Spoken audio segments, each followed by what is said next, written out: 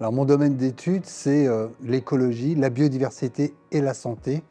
C'est-à-dire finalement la relation qui peut exister entre les différentes santé humaines et la diversité biologique.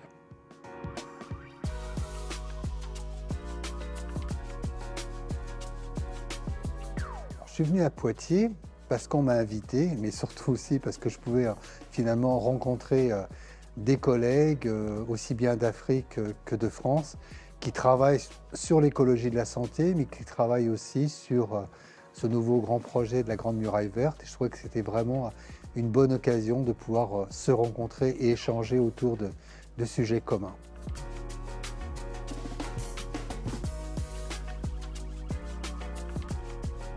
L'écologie de la santé, on peut dire que c'est une science relativement nouvelle, mais aussi ancienne, qui s'est toujours intéressée à la santé humaine notamment, mais pas simplement, la santé des plantes, la santé animale, mais dans son contexte environnemental, dans son contexte écologique. Donc faire de l'écologie de la santé, ça peut être faire de l'écologie de la transmission des maladies infectieuses, ce qui m'intéresse, dans des contextes écologiques, mais là où les humains sont présents.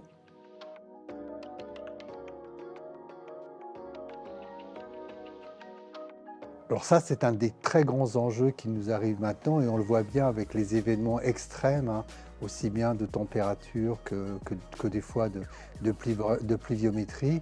Donc il va falloir s'adapter au changement climatique. S'adapter au changement climatique, c'est quelque chose qu'on commence à développer de plus en plus, c'est développer des solutions basées sur la nature ou basées sur les écosystèmes, c'est-à-dire utiliser les propriétés mêmes de l'environnement biologique et notamment des arbres, de la végétation afin de pouvoir atténuer les effets du changement climatique.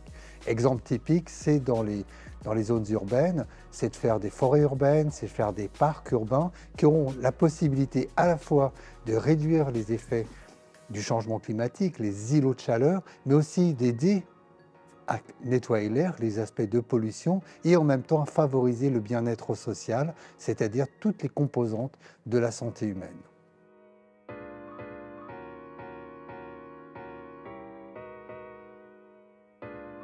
Alors, la mesure la plus urgente, c'est certainement le changement climatique, mais c'est aussi la perte de biodiversité. C'est finalement deux problèmes importants qu'il va falloir rapidement, c'est-à-dire rapidement arriver à mettre en place des mesures qui vont permettre de s'adapter ou de réduire l'impact du changement climatique, mais aussi des mesures qui vont permettre de pouvoir arrêter cette perte de biodiversité importante. Cette biodiversité est aussi le support complet, évidemment, de la vie, c'est la biodiversité, mais aussi de la prospérité des civilisations et des sociétés humaines.